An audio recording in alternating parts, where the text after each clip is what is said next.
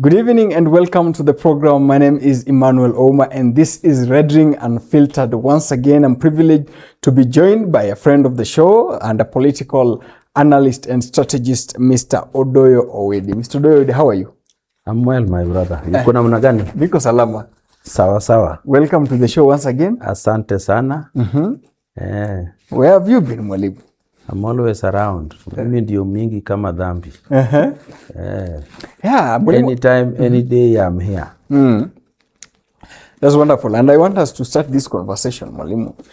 Last week on Wednesday, members of the UDA aspirants congregated at State House, Nairobi. And a friend of mine saw you. Why were you there? Are you vying? And which position is that? And why? Are you sure you only knew I was there from your friend who showed me? Of course. Somebody told me about that. That place was placed for aspirants. Yes. Those who want to vie for various seats. And why? Which seat are you vying for? Can you confirm to our audience today? Of course, it is in public domain that I want to be the governor of Homabay. Yeah. Homabay has been associated with a lot of violence, especially in the political space. How are you going to figure out what your bid, of course, for the gubernatorial election? The violence in Homabay is migratory. It migrated from Kisumu County.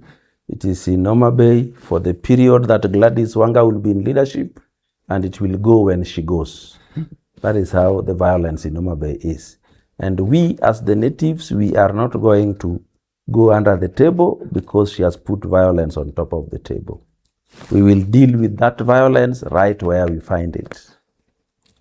And just to ask you, because as of today, the governor and the deputy governor doesn't see eye to eye. Are you the savior of Homabay County? You see, the problem of Homabay is Gladys Wanga. Nobody else and nothing else. The violence that is in Homabay is from her. The difference between the governor and the deputy governor is from Gladys Wanga. It is Gladys Wanga who has the power in Homabay to open the deputy governor's office or to close it. And she's very lucky she thought early in time to employ enforcement officers and use them as goons also. And that is what she's using to close the deputy governor's office. And of course, we will deal with that. Election is coming.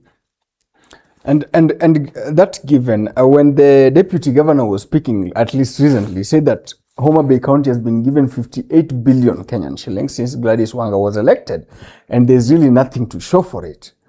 Aren't you guys ashamed probably because you come from Homabay County? We can't be ashamed because we are not the governor. The powers of the governor is not shared with the people. So, and Gladys Wanga was not our choice for governor. Gladys Wanga was Raila Odinga's choice for governor. And because Raila Odinga had our loyalty, that is how Gladys Wanga ended being the governor of Homabay. Now we know her, and now Raila Odinga is not there. Gladys Wanga is going home early in the morning on election day. Of course, with you unseating her. Huh? Of course, who else? That's good. And Gladys Wanga is the current chairperson of ODM. And again, that was Raila Odinga's appointment. Nobody elected Gladys Wanga the chair of ODM. Gladys Wanga had discovered a weak point in Raila, just the same way Delilah found one in her husband. That is the same way all such women discover weaknesses in men that they exploit to control them like the steering wheel of a ship or of a bicycle or of a car.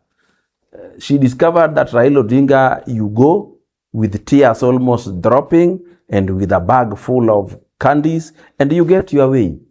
And I think she has to be prepared now that we are going to be in our senses and she has to go home because we want to take back our county and repair it from the damage that Gladys Wanga has done to it. Gladys Wanga has done a lot of things that are tantamount to abomination. Which one? Pouring raw sewer at our grandfather's yard. This is the same Gladys Wanga as a woman went and was coronated, a coronation that is only allowed for men. Such things bring curses to communities. You don't seem to be having very nice words for Wanga. How do I have words for such a person?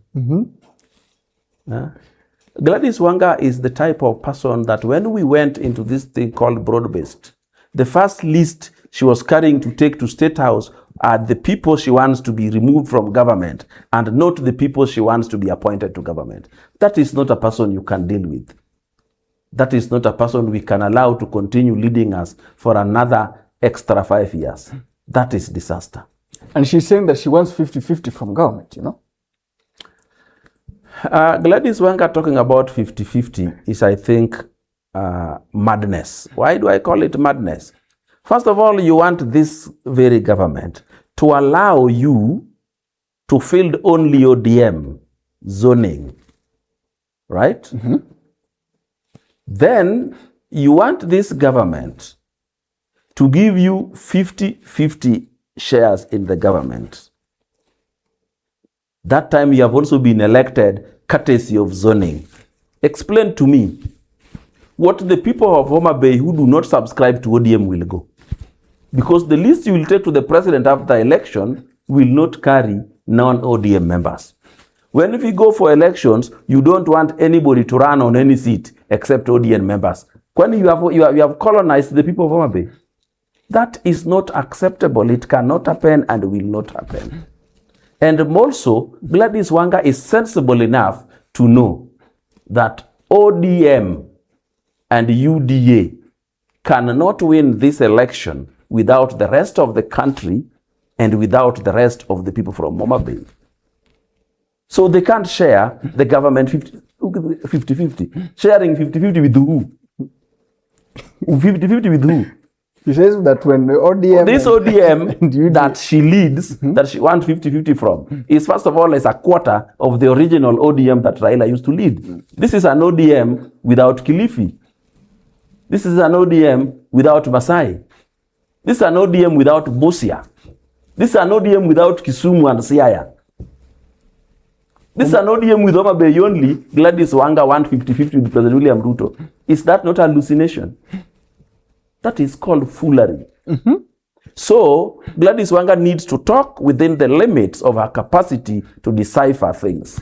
She needs to talk within her capacity to interpret things. She needs to talk within her capacity to analyze things, not just open her mouth because a microphone is represented. She is incapable of helping President William Ruto win alone. We all need to be there and work and help the president win. And since he took over the chairpersonship of the party, we have had at least 3 factions of ODM. One was in Busia the other day. They're calling